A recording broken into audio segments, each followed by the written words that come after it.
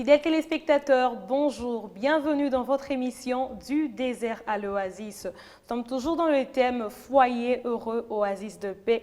Comme nous avons parlé la dernière fois des valeurs fondamentales que Dieu a prévues pour la transformation du foyer. Nous sommes même allés plus loin en disant que cette transformation ne va pas seulement se limiter au foyer, mais ira jusque dans la société, jusque dans diverses communautés. Et donc, cette transformation ne se fait pas selon nos coutumes, ni selon nos pensées, ni selon nos préjugés, mais selon des valeurs fondamentales que Jésus-Christ a lui-même modélées et qu'il a même mis en pratique parce que nous les avons expliqués selon des passages bibliques. Nous ne sommes pas partis de nos pensées humaines.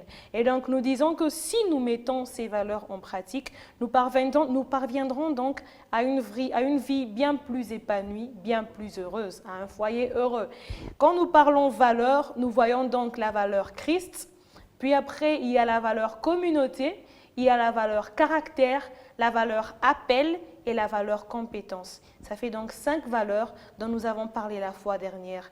Mais pour parvenir à cela, il faut s'y investir, il faut s'engager dans cela, il faut les développer.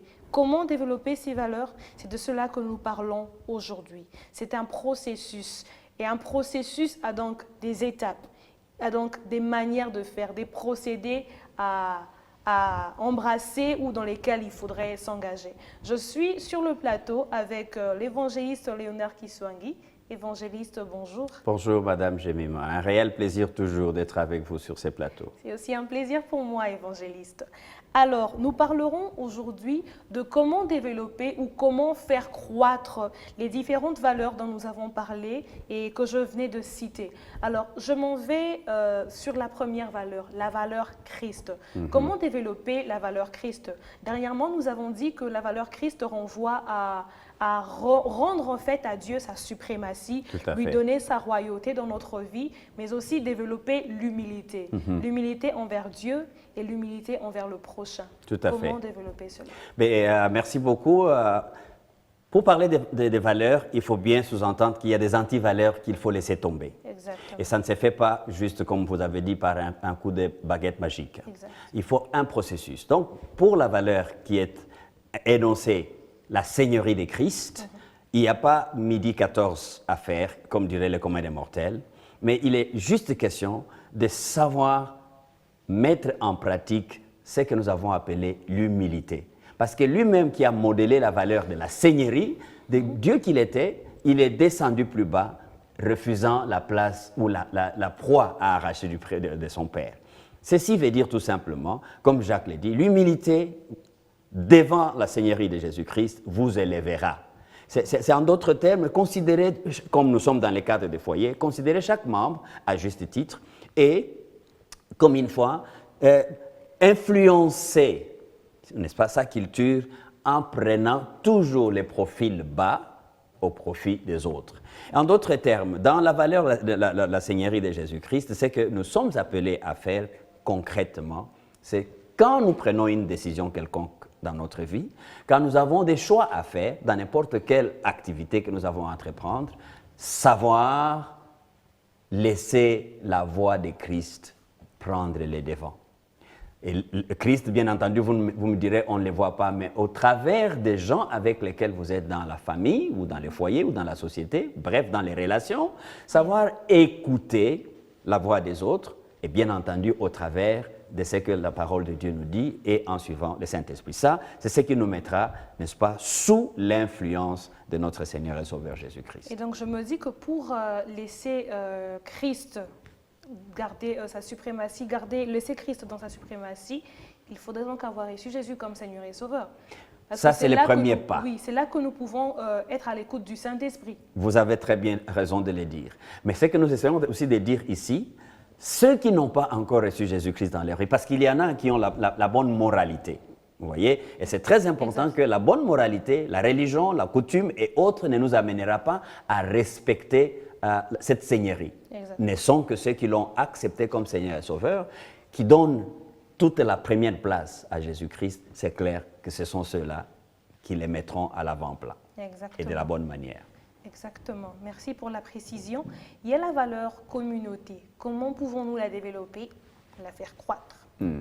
La communauté, c'est une valeur, vous voyez. Jésus-Christ lui-même, comme nous disons, quand il est question d'une valeur, c'est qu'il y a un prix, et les prix, même des fois, on sacrifie sa vie.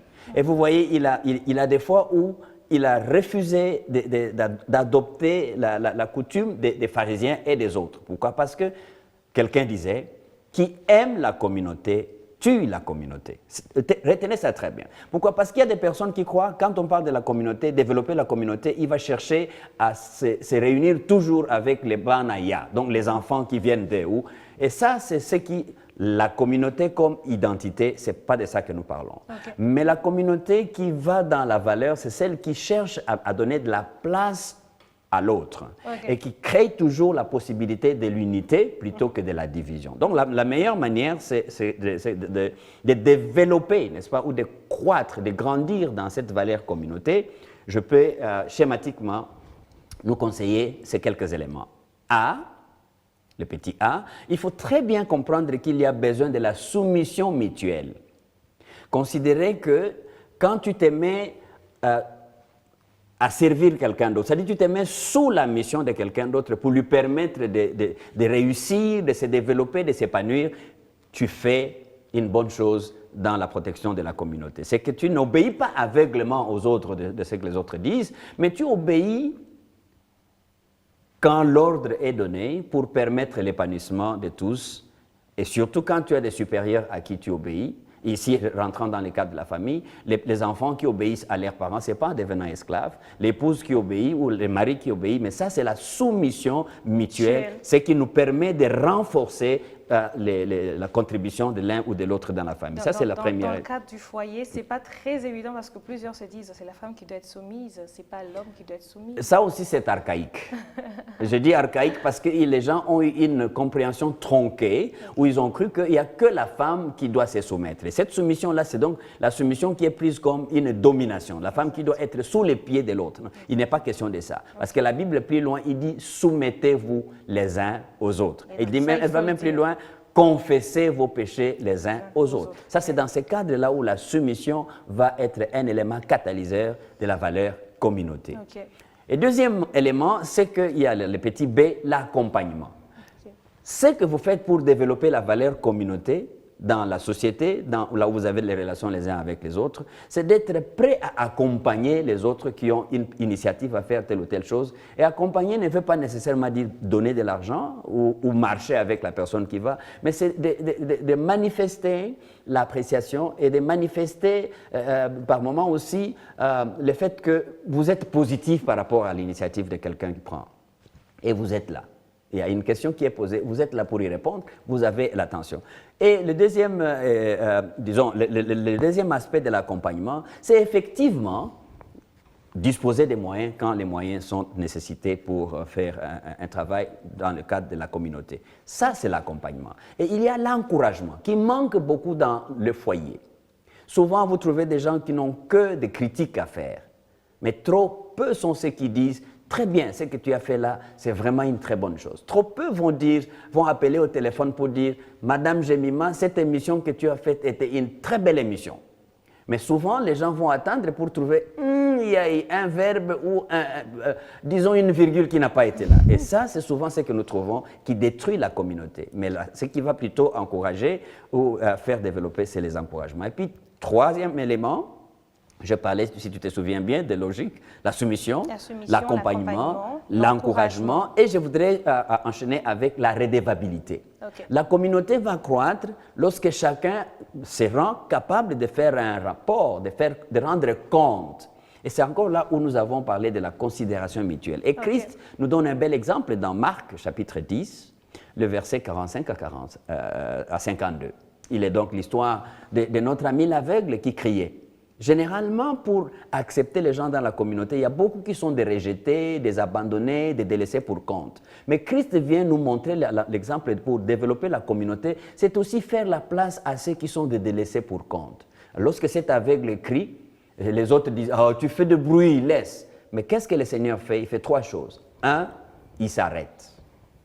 Dans la communauté, la valeur communauté, savoir vous arrêter, arrêter les choses qui vous concernent pour vous concentrer sur les autres. 2, il pose la question, que veux-tu que je fasse pour toi? Et cette question-là a son pesant d'or parce qu'elle démontre que tu as l'intérêt et tu veux servir, tu veux rendre, n'est-ce pas, l'autre heureux, tu veux démontrer que tu prends soin de ce dont l'autre a besoin, n'est-ce pas? Et la troisième chose que le Christ fait, il aime, il exprime la compassion, il exprime son apport. Et cet apport-là, c'est ce qui amène justement la redevabilité. Et il ne dit pas, bon, est-ce que ça c'est mon affaire? Est-ce que moi je suis la sentinelle? Est-ce que c'est moi qui t'ai demandé d'aller faire? Non, non, non.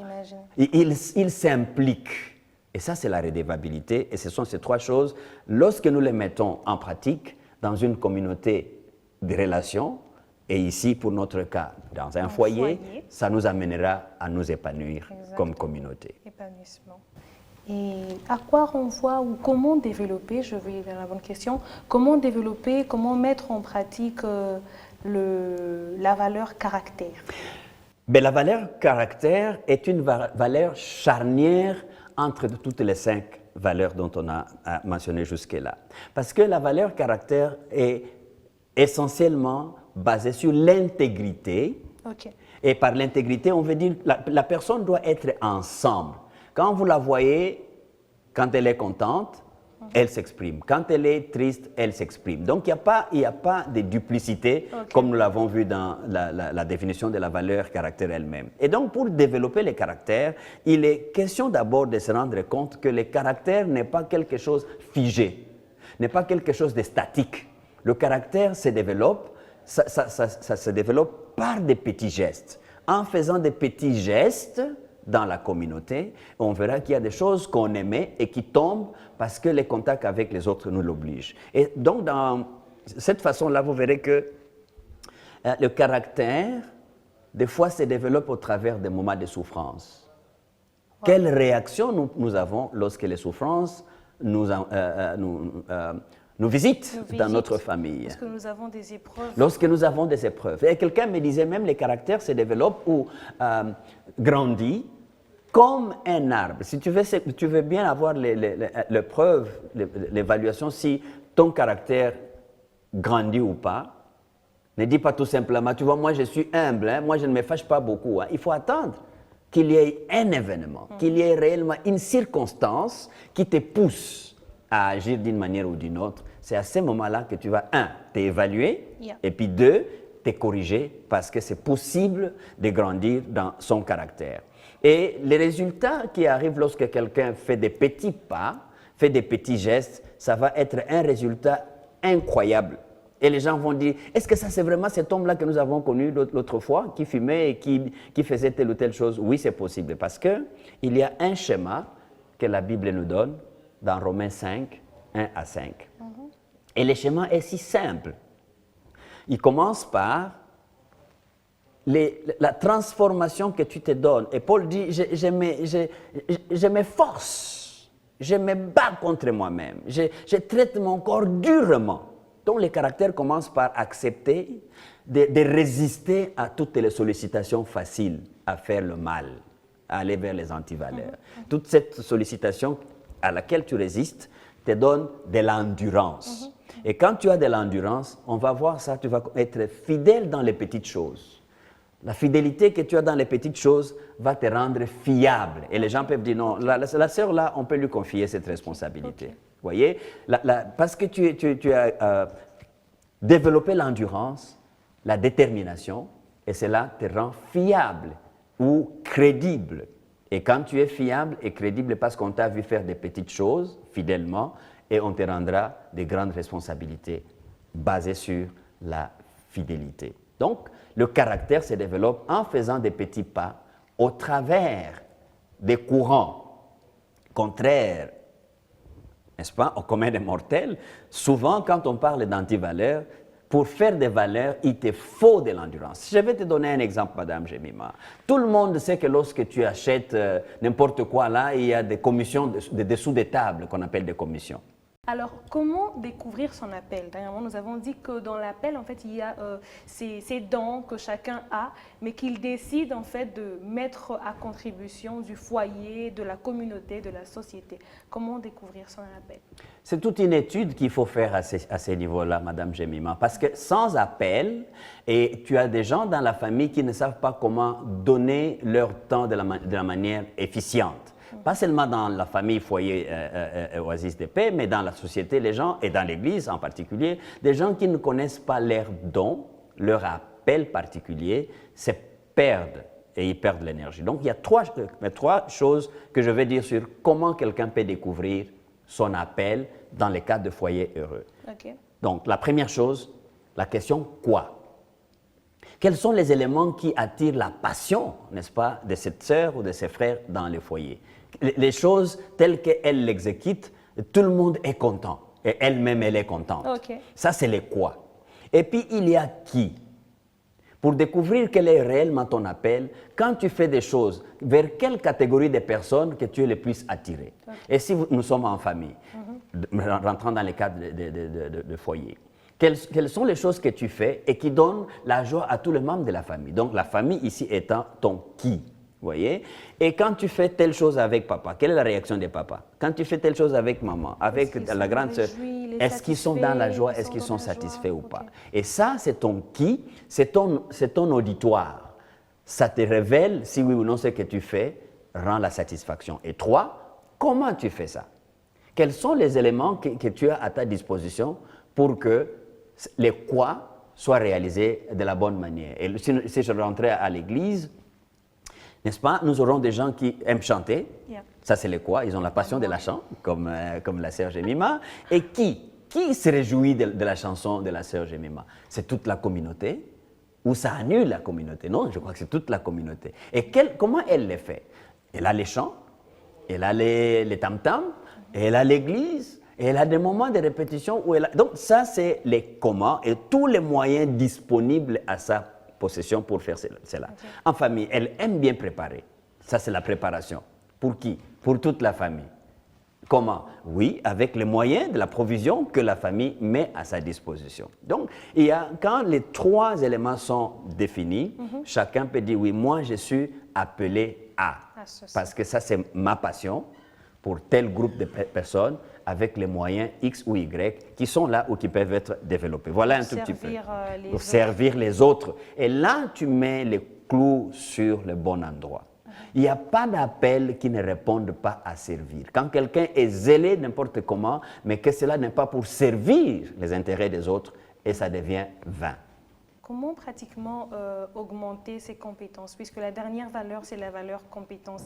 Et nous avons dit que pour développer, nous en avons quand même parlé la dernière fois, pour développer la valeur compétence, il faut connaître ses talents dont vous venez de parler, connaître ses dons, les découvrir, et après c'est former en fait pour les améliorer pour les biens des autres. Alors, comment développer ou comment faire croître, comment augmenter ses compétences? Christ nous a donné les modèles que je ne peux pas refaire deux fois. Parce que lui-même, il dit dans Luc 2, au verset 52, qu'il croissait. C'est un processus. Donc, il faut, identifier ce qu'en quoi on est fort. Exactement. Et le faire en répétition. Okay. Et ça prend, c'est que ça prend, mais c'est à travers l'obéissance et la répétition des choses que l'on a maîtrisées, qu'on a identifiées, qu'on peut les parfaire. Mais aussi, la compétence, c'est une valeur qui dit que ça doit nous accompagner pendant toute la vie. Donc, il faut avoir la volonté.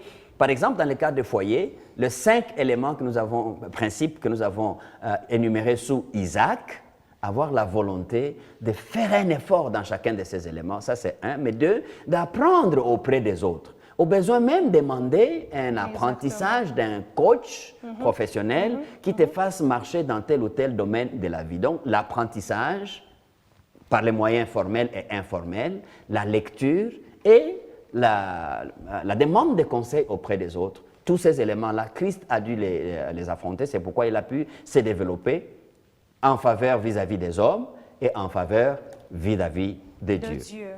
Merci à vous, évangéliste Kiswangi. Merci, fidèles téléspectateurs, de nous avoir suivis.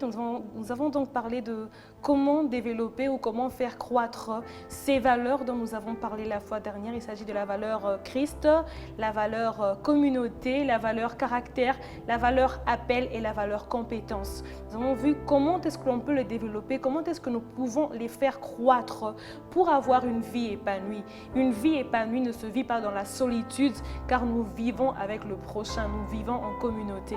Et donc nous avons montré comment est-ce que nous pouvons vivre pour Dieu, comment est-ce que nous pouvons lui rendre sa suprématie, sa seigneurie, mais comment est-ce que nous pouvons aussi œuvrer dans ces valeurs pour le développement de nous-mêmes et pour le service des autres.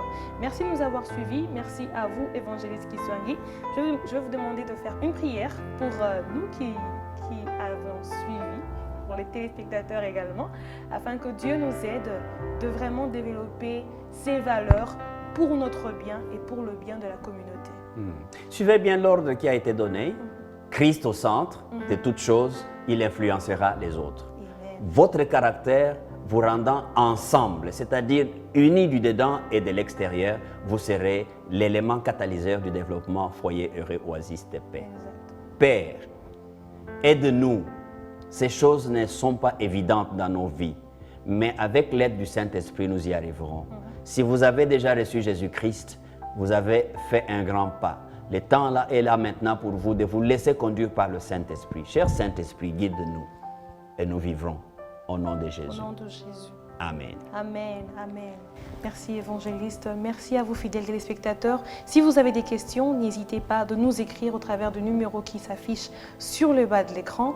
Vous pouvez aussi nous suivre sur notre chaîne YouTube African Enterprise RDC. D'ici, nous vous disons bonne suite de programmes sur B1 Télévision et que Dieu vous bénisse.